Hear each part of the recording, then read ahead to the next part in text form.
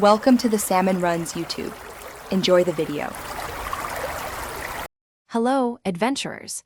In this video, I will show you how to make delicious ice cream in Zelda Breath of the Wild. This easy method requires just 3 simple ingredients. You will need 1 rock salt, 1 fresh milk, and 1 cane sugar. Rock salt is often found in rocky areas, while milk and sugar can be purchased from general stores in various villages across Hyrule.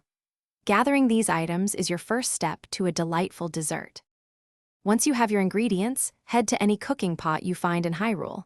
Stand near the pot and open your inventory.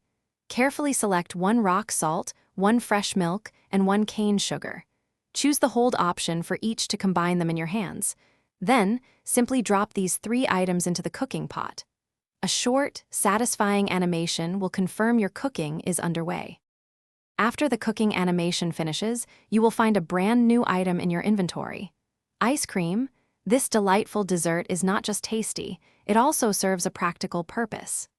Each serving of ice cream will restore 2 full hearts of Link's health, offering a quick and easy way to recover during your journey.